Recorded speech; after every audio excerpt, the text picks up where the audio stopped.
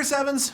How are you? I'm pretty good. Good. This whole movie, and in some respects, it feels like the last several films have all been leading up to a scene where half of the Avengers are standing in a line, the other half of the Avengers is standing in a line, Yeah. and you run at each other.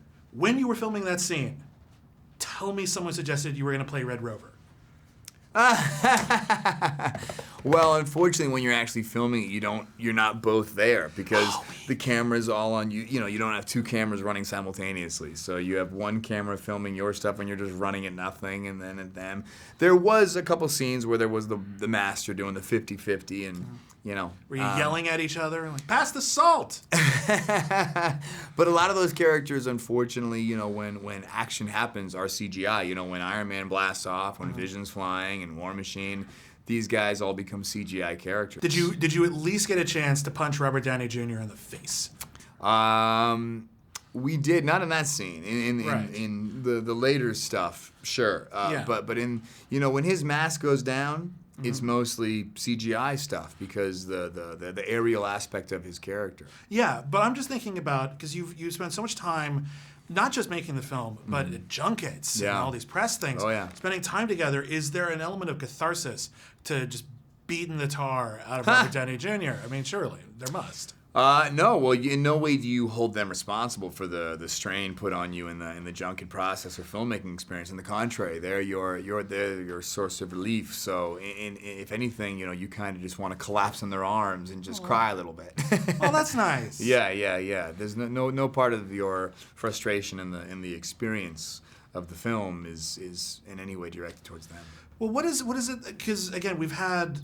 Like, you've only had so many scenes with Robert Downey Jr. in these movies so far, but there's been a certain element of fun and camaraderie, and here you get to debate serious issues that seem to all pretty much keep going back to our anxieties about 9/11 and the aftermath. That's heavy. What is... Do you feel like that's intrinsic to the characters, or do you feel like that's almost a new element? Well, no. I mean, if in the first Avengers, all of our interaction is very tense and laced with venom. In the first Avengers, we really do not like each other. I tell him to put on the suit to go to fight with me, and then in Ultron, we scream at one another. I feel like all of my interaction with Tony Stark as Steve Rogers has been very heavy with venom. But it was more about personalities. Here's about politics. Yeah, exactly. And considering how politically charged, I mean, this whole election season is, everything like that, do you feel like people are going to look at that and go, oh, which one of them is Trump? Well, the difference with, you know, current politics and with this film is that, you know, at the end of the day, these people love one another. At the end of the day, it's like your brother, you know what I mean?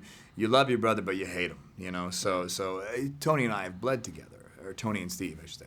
You know, these guys go to war and they have different personalities, but they're family, you know? And so they love one another, but they can't stand each other.